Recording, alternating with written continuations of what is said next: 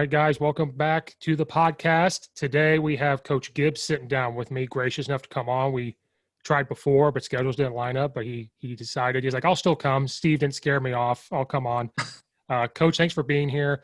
Just in case somebody doesn't know who you are and lives under a rock, could you please introduce yourself just in case? Sure. PJ Gibbs. I'm the head football coach at East Lee County High School in Lehigh Acres, Florida. I've been coaching. This will be my 23rd year as a coach. My first as a head coach at the high school level. I've been a head coach before at the international level for USA Football. And just happy to be on here and talking some ball. And I'm a New Jersey transplant that made the decision not to shovel snow anymore and moved to Florida in 2015. So it's been a blessing, with the family and everything. So very excited to be on, Coach. I appreciate you having me. No, thank you. Like I said, we tried, but it just didn't work out because just right before the court, I told you how my summer had been. Right now, it's just football. So I'm back to just football. But before, I was doing basketball, then football. I remember in the spring, I did track, football, and basketball in one day. Like, it was just crazy. But yep. Not shoveling snow sounds nice. Maybe I need to do that. That sounds nice, to not shovel snow anymore. It's not a bad deal, Coach, to be honest with you.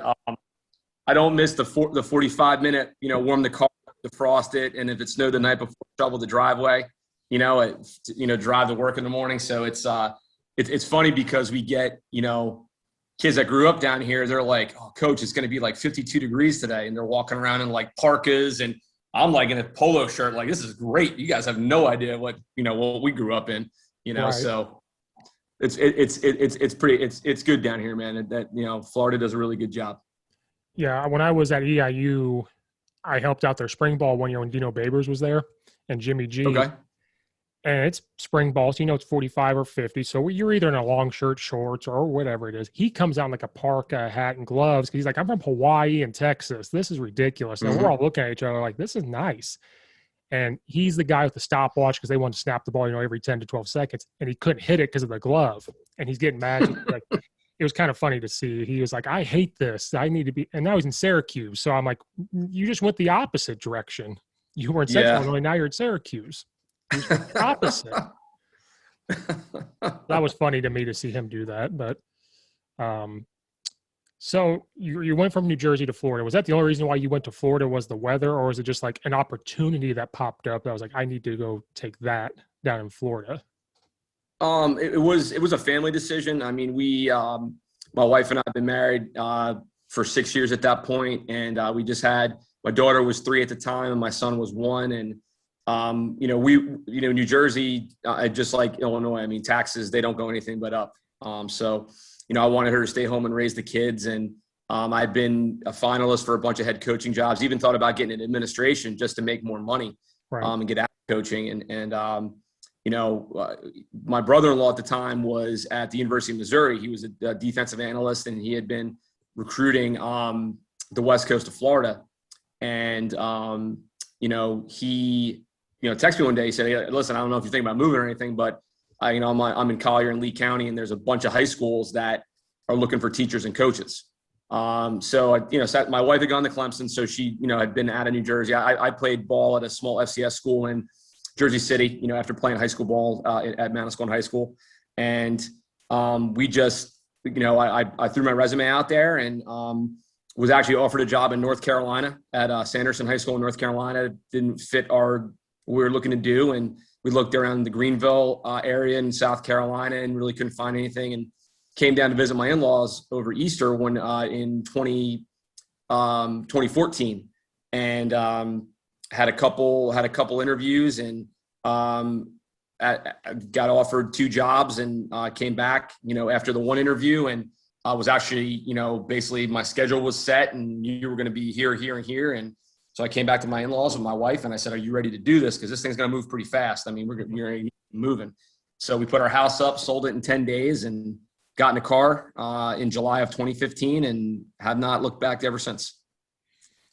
Well, it's crazy how life works, how fast it smacks you in the face to do that. But no doubt. That was, like I said, it was the hardest thing because I really, a small town coach, like we were talking about before, you growing up, I wanted to be the head coach at Manasquan High School. I played there. I'd coached there. I've been a coordinator there. And my alma mater. My grandfather played there. My whole family went through there. So it was kind of a dream of mine to do that. And it was the hardest but the best decision, because now, we struggled a little bit when we got down here, because, again, I didn't want my wife going to work, just pay for daycare. I wanted her to stay home and raise the kids. So I did, waited tables, bar backed, tutored, anything I could do to, help make ends meet. And, we got through it. My wife went back to work, should be full-time the last 2 years. And we have some breathing room now, which is nice. And we can do things that we normally wouldn't have done prior to that. And, I always just try to match her work ethic. She's one of the hardest workers that I know. So I always got to try to keep up with her, and everything that she does with her job. I do the same with my girlfriend. She's working right now. She's at work right now, and I'm sitting here doing this. And then I complain about football when I come home, and she goes, "What are you complaining about again?" And I'm like, "No, I'm sorry. I don't need to complain about that." Yep. Oh yeah. Even though it's, how football coaching goes, it's supposed to be a 2.5 hour practice. Next thing you know, you're done, but then you're talking, you're doing this. Next thing you know, it's been 5 hours. Then I come home and I'm complaining, and she's like, because she does ABA therapy and early intervention stuff. So even then, okay. So when I come home and complain, she goes, "Let me tell you what I had to deal with." I'm like, "Yep, you're right." Yeah.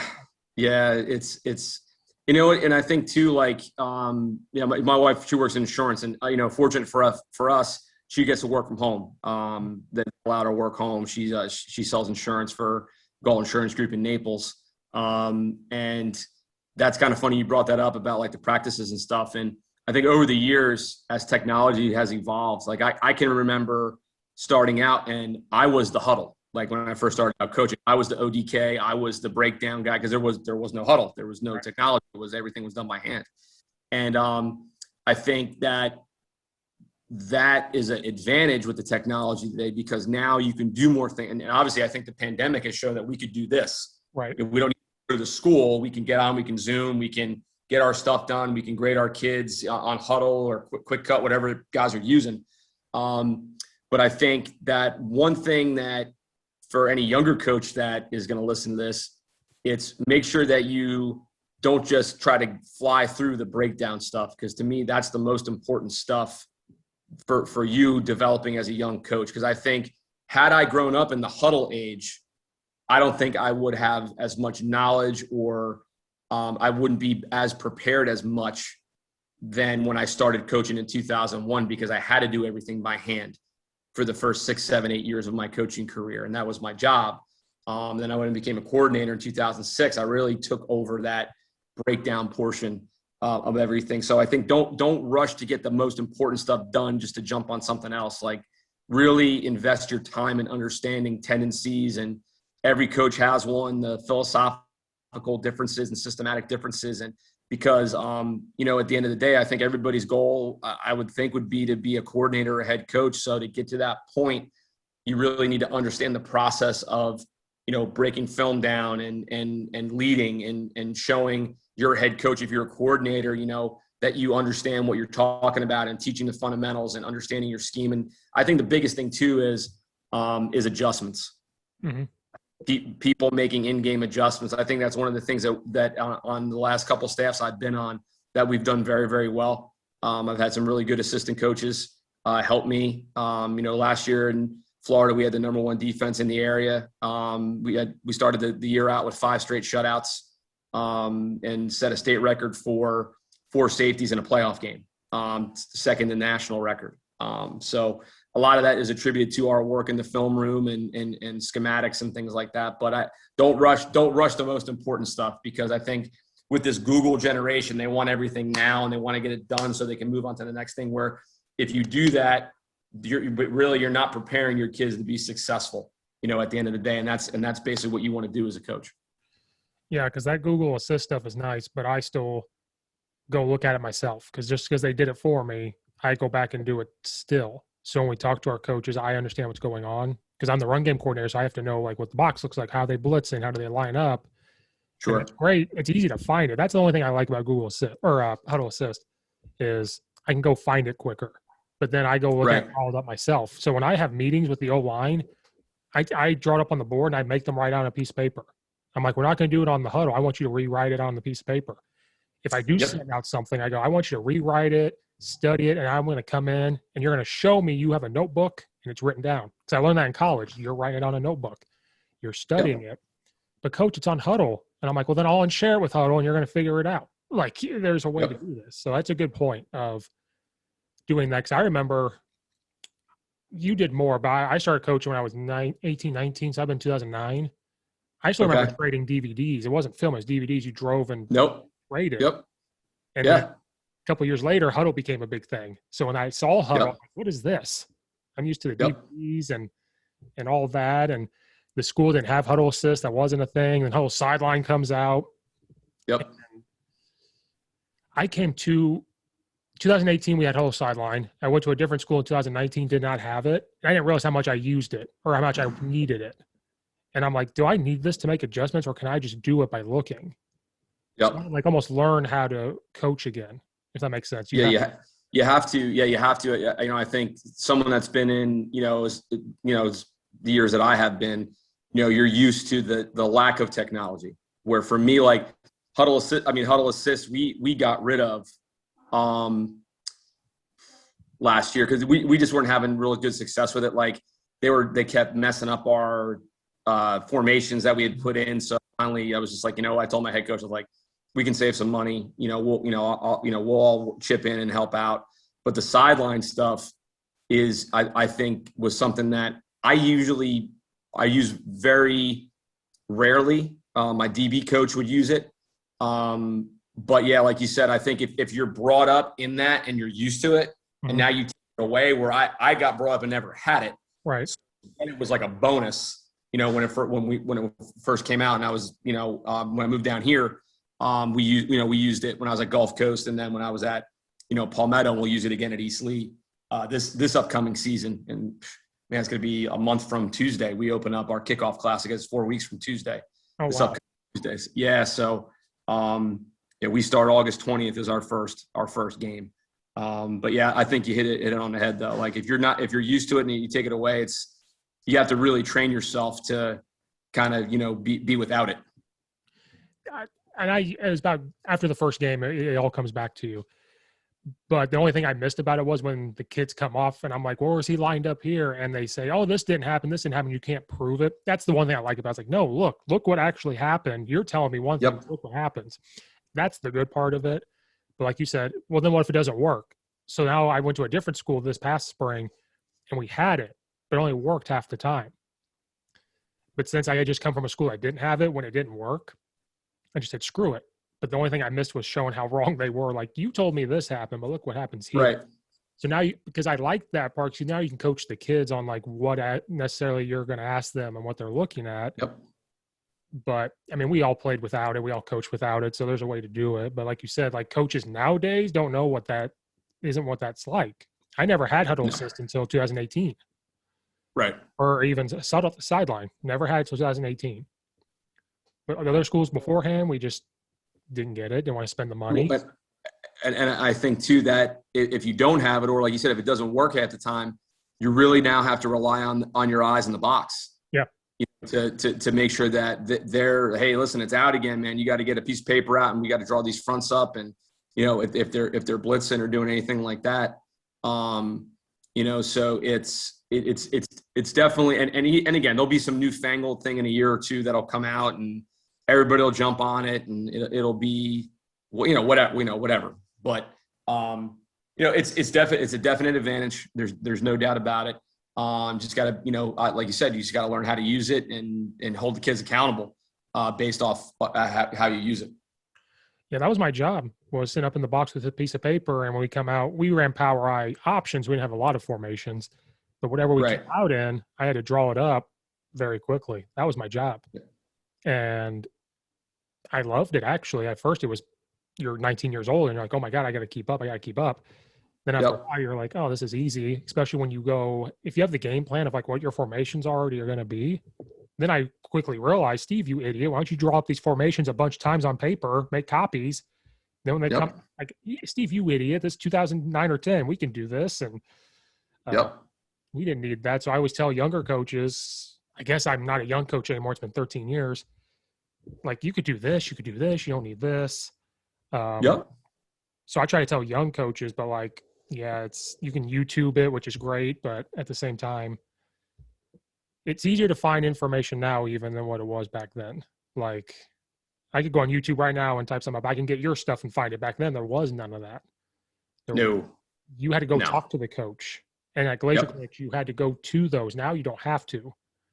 It's Right. YouTube. People write books, which is fantastic. But I do both. I do the YouTube and then try to go to it Yep. at the same time before COVID. Yeah. Yeah. I need to be like before now 2 years ago. It might have been 3. No, 2 years ago, we went up to, it was right after Clemson won the third national championship. Mhm. So that spring, the quarterback coach, Coach Streeter, recruits our area. So I called him up and said, hey, we have spring break this date. It doesn't coincide with your coaching clinic. Can we come up for a couple of days? And he's like, let me get back to you. So he called me back next day. He said, absolutely, you guys come up. You'll have this, and this. And we got in the car, we drove up, and we were there for 3 days and just sat in meetings and met with, Coach Venables and, Coach Streeter and O-line, the offensive line coach was there. And, because, the guys are they're the best in the country. They're just coming off winning a national championship. So there's no better place to go. And the thing is for us too, in Florida, we have so many different outlets to go to. Like we have USF, UCF, FIU, Miami, Florida State, and then now West Florida, won the Division II national championship last year. They're like Pensacola, but still, if you want to go learn from their staff, they welcome you and they always say, hey, come on over. And FIU in Miami is a 90-minute drive for us. We just go, right across the alley. So I think not being stagnant in your beliefs and, you have to be able to adapt. You have to be able to change your scheme based on your personnel, because it's something that if you don't do that, yeah, you'll beat some teams that you're supposed to beat. But when push comes to shove, if you play a team, you need to make an adjustment based off of your original stuff and it doesn't work, then where are you? Then now you're in a position where they're the ones out there that are getting the run play run or the pass play keeps going and you have no answer for it. So I think getting out and going to obviously, Texas is having their high school coaches school this week coming up. We're going to go out to the HFC in January. It's going to be great because it's going to be getting everybody back to, making those connections and meeting new people and guys that you've talked to, whether it's through Zoom or text or whatever. Now you're back in person doing that. And I think that's going to be one of the best things going once this football season's over. Yeah, we're back to normal, hopefully. Hopefully it's as normal as we can be. And as of right now, it is. Football practice looks normal. Basketball looking normal. So and I'm speaking for Illinois. I know Florida was way ahead of its time. You guys were doing your thing.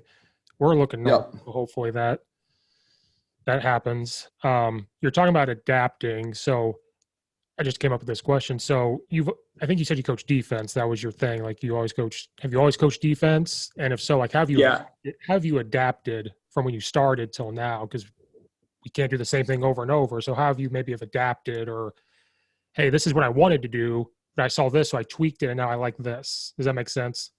Yeah, no, I was raised in the 4-3. I was raised in the old school 4-3. Two read coverage, cover 3, a little bit of quarters. I played in it, coached in it. And when I made my last couple of years in New Jersey, kind of started to bring, because I had met Coach Brown, who's at Arizona now. I'd met him when I first started coaching. He was actually at UMass at the time, recruiting a couple of our kids. And then when he got the job at Michigan, him and I kind of rekindled things, and I started kind of adapting his type of philosophical things as far as overload blitzes and things like that. And, moving to Florida, obviously there's a heck of a lot more athletes on the field. Very rarely do you see a wing T team in Florida. Everything's 10 personnel, a little bit of 11 personnel.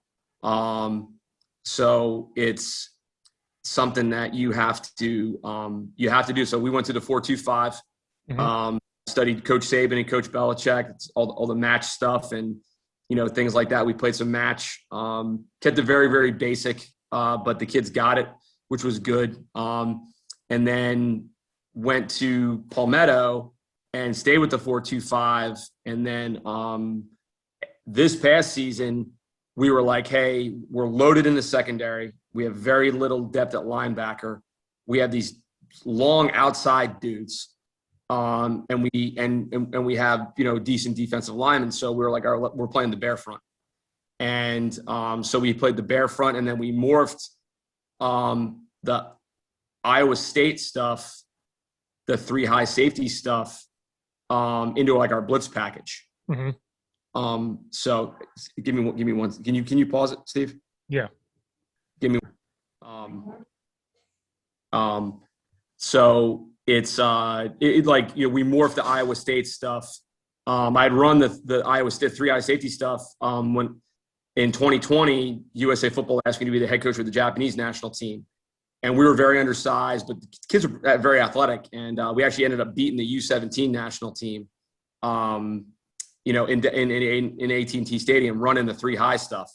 So we kind of morphed that into our pressure package at Palmetto because we were loaded and we had just had athletes. And we took a 140-pound wrestler and made him the nose guard, and he was first team all area, which was crazy because he was actually a third string rover, our third safety in the Baylor package. And we're both just like, me and my DB coach were like, Brendan's never going to play safety. And I was like, my head coach had been at Coco on the East Coast and won a bunch of state championships. I said, do you mind if we try him at nose guard? He's like, well, we used to have small, quick guys at D-line. So second play in there, we had Division I running back in the backfield. Second play in there, Brendan shoots in there, double leg takedown, and I was like, okay, you're good, So got lucky with that. I should have played the lottery that day after practice. Maybe I would have won a little bit of money. But yeah, no, I think you have to adapt to your personnel. I really do. And it's going to take work on your part as a coach, but you're doing it to be successful.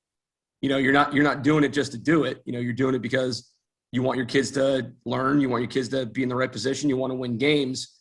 But you also want to be able to make adjustments. And that's why I think you need to get places to really sit down with coaches because, obviously – Iowa State's seeing a lot more complex offensive stuff than we would. But they have something where they're like, hey, you guys may want to try this. Like Coach Brown was great. I can remember 2 years ago, we were playing Barron Collier High School down here, and we were having a lot of trouble with power read. And I text him, the formation stuff. And like, this is the kind of guy he is. And this is why I love him. Like 3 minutes later, my phone goes off and it's a picture from the whiteboard at the University of Michigan. And it's the pressure. He's like, run this, and then we ran it and crushed it. And I called him after the game. And, but it's stuff like that, man. It's stuff like that just makes the profession great. Yeah. Speaking of the fast nose guard, I'm buddies with Nick Davis. He just left Rose Holman.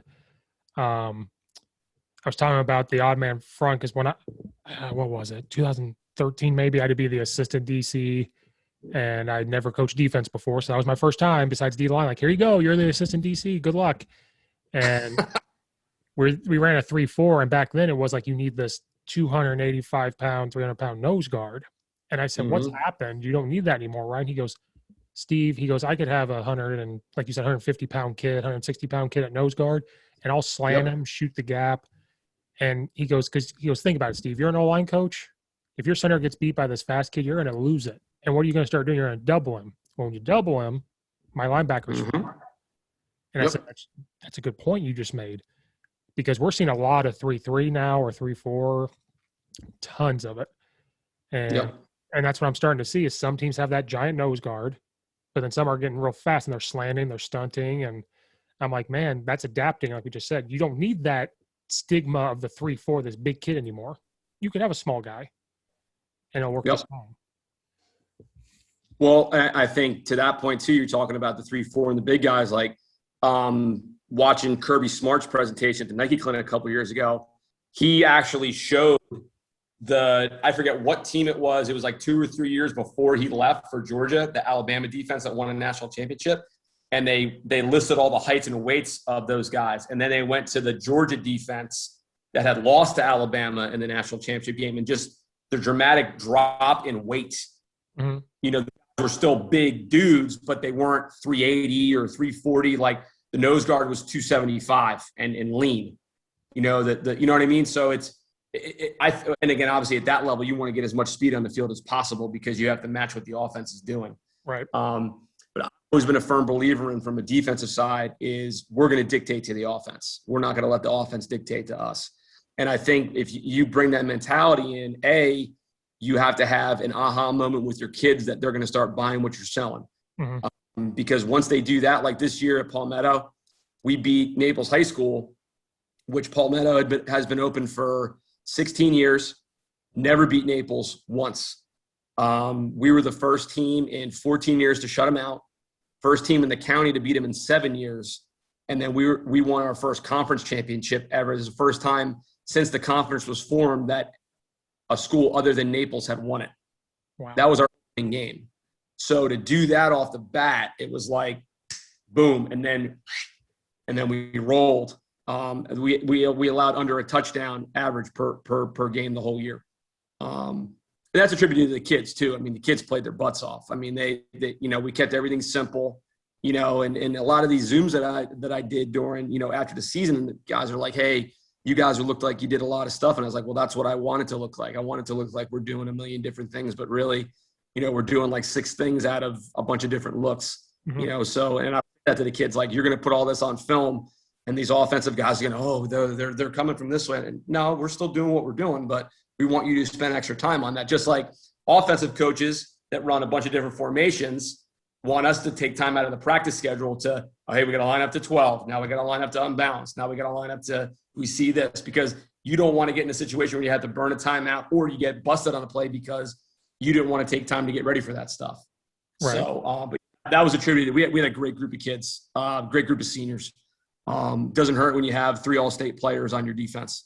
It makes you look like you know what you're doing as a coach. Right.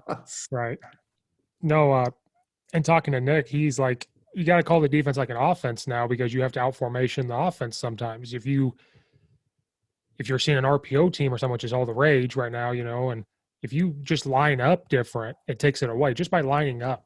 Now it's like the pre-snap is gone. When in reality, it's probably open after the ball snap, but since that's their pre-snap, it's lined up a certain way, it's gone.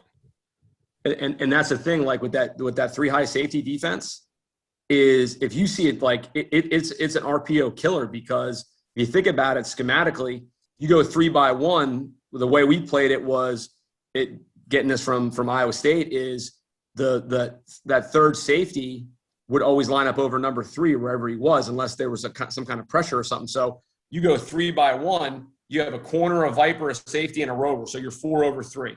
Mm-hmm. Now you're trapping or inverting the backside of 1, and now you're pre-snap, you're a 5-man box. What RPO coach wants to hand the ball off? They don't want to hand the ball off. They want to get the ball out on the edge, and they want their guys to get the ball in space. But you take the space away, now they have to hand the ball off. Right. And post-snap, you now have an 8-man box, because you have your 5 in the box, Viper is 6, Rover is 7, and that trap corner or inverted safety is 8. But pre-snap, they're licking their chops because, oh, we got a 5-man box. Well, post-snap, no, you don't. And we're taking away your slant. We're taking away the back to the trips, fake the inside zone, get the ball out, because you're throwing in, you don't have the numbers. Right. You don't have the numbers. So that's how that defense, if you're the only kryptonite to that defense is 12 personnel. 12 personnel is like when Iowa State played Notre Dame in that bowl game in Orlando, and Notre Dame came out and ran 12 inside zone up the chute. It's crazy. It's crazy.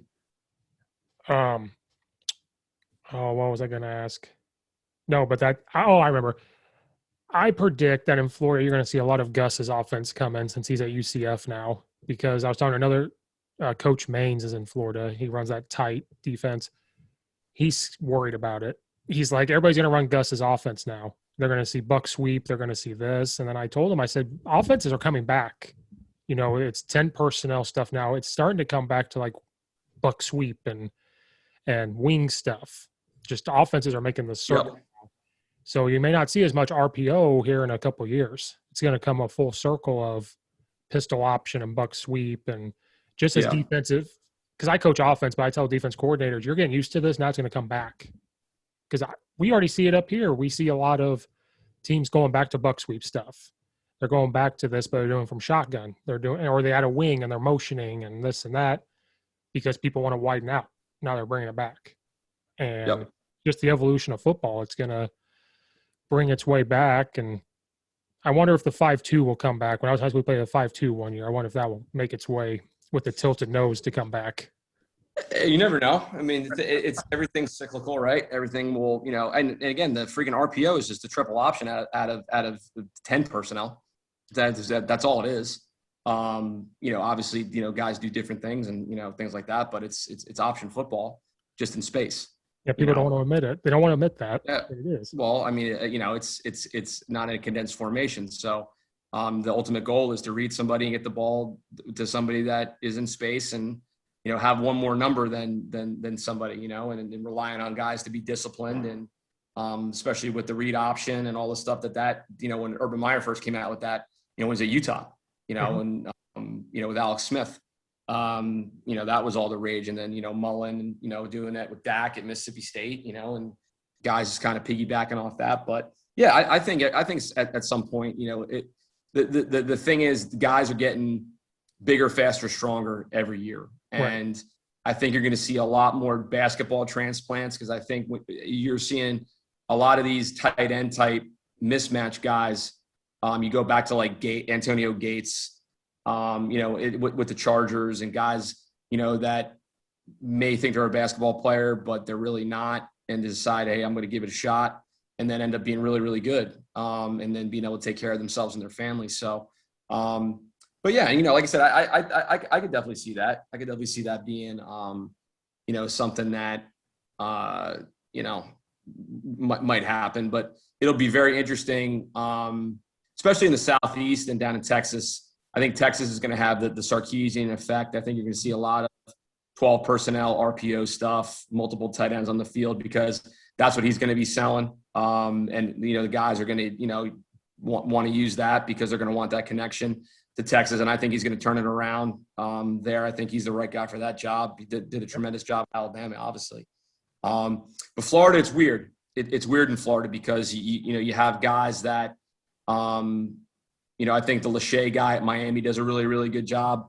Coming from SMU, and obviously, Jeff Scott at South Florida was awesome at Clemson, and I know he'll do a great job there. We got Malzahn now at Central Florida. Mullen at Florida, and Norvell's doing a heck of a job at Florida State. Yeah. Just hired Kenyatta Watson as the player personnel director. So that was a huge get for them. And, FIU, they got some, they're a group of five, just like, South and Central. But, I think that, they do a really good job. Coach Davis does good. He's always been great to us as coaching staff. But you never know, man. You never know. But you got anything else for me? Because I got to get ready for my wife's got a thing tonight for work.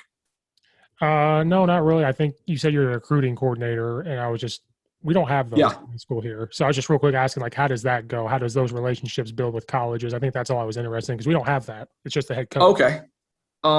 So, I mean, I've done it everywhere I've gone. It's just kind of something that, I've built relationships up. So basically it's education. It's educating the players and the parents on the process of clearinghouse, the NAI eligibility center, the difference between D3, D2, D1, and understanding that, D3 is all academic. There's no athletic money. NAIA is a completely separate entity from the NC2A. Obviously JUCO is its own deal. I always say, if you want to go JUCO, make sure you're going with housing and a meal plan. Mm-hmm. I think watching Laney junior college with Coach Beam, guys sleeping in cars and stuff like that. I mean, that's the real junior college. I mean, that's the grind. You gotta give those guys credit, man. Working late night fast food and sleeping in your car and, stuff like that. I think it amazes me how much people don't know because a lot of people are consumed with FBS. I got to get D1. I got to get D1. I got to get D1. It's like, no, you can go to D2 and not pay for school, and that's okay. And the thing is too, with like, and this is what I say at my recruiting meetings, like with technology today, if you're good, the NFL teams will find you. Mm-hmm. Yep. They will find you. So that's my thing. It's like, you look at Mountain Union's a D3 school, but really they're like the Division I program. They're D3. Guys go to there all the time. You know what I mean? Like, and there's all these area scouts and there's all this stuff. And, it's really recruiting education. And then it's, with me, it's honesty. Like, okay, like you're 5'8", 210 pounds. Like, I know you want to go to Florida State, but unless you're running a 4.2 40, that's not going to happen.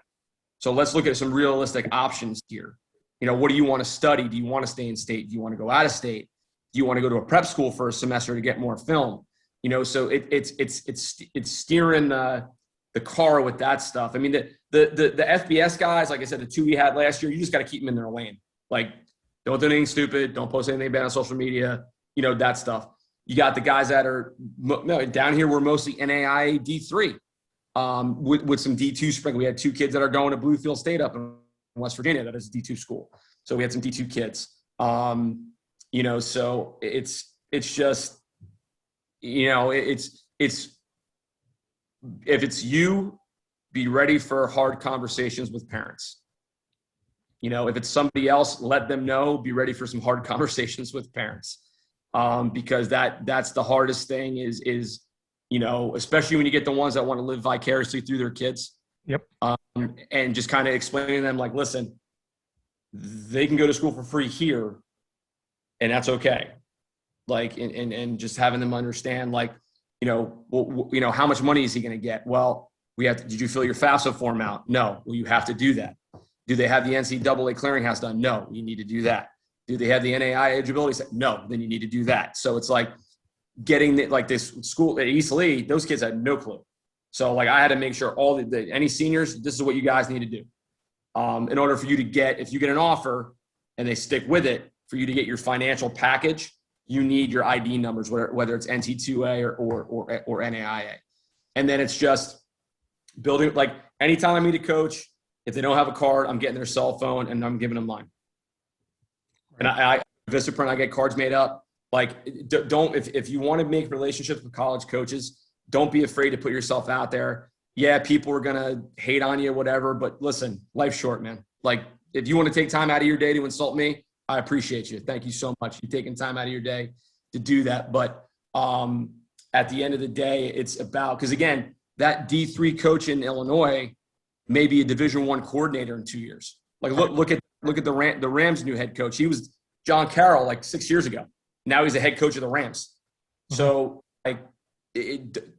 don't ever dismiss a coach because, let's not worry about him. He's NAIA or he's D3. Well, that dude may be high up. He may be high up in a few years, and you're gonna go back and like, man, I sat down and talked with that guy and didn't get his information. And now he has the best defense in the country, and you want to go there. And coaches talk; they'll remember you. Right? They'll remember you. There's no doubt about it. There's no doubt about it. So it's fun, man. It's fun because the signing day for me is the greatest because it's with the kids and their families. And my first year at Palmetto, we had 2 kids sign. My second year, we had 9. This past year, we had 18.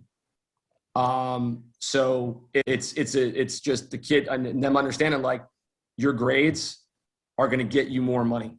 Mm-hmm. Unless, again, you're the FBS guys, and both FBS guys had a 3.0 or better, so they were good anyway. But those D2, because again, like NAIA will try to mix and match like academic and athletic. So if you come in with like a 3.7, they'll give you half athletic, half academic, and they can take your half of your athletic and give it to somebody else. So I tell our kids, it's like, okay, it's your job interview, right? So there's millions of football players throughout the country. What is going to set you apart from all these other players to tell these college coaches that this is the right guy for our university and our job? Right. So I kind of do, because again, at some point football is going to end. So what are we, we're getting these kids ready for life, so how do we do that? Well, we explain it to them and give them tangible life lessons, for that. And then that's kind of how I do with the recruiting. Well, that's fantastic. You do that. Like I said, we have to do it on our own. We don't have a person that does it. It's just all of us. So that's great that you take that responsibility and do that and do that. So, Coach, I know you got to go. I appreciate you doing this. Guys, go follow him on Twitter. Go check out his stuff. But, Coach, I appreciate it. Guys that listen, thank you so much. This is the Coach Steve Show podcast. We're signing off.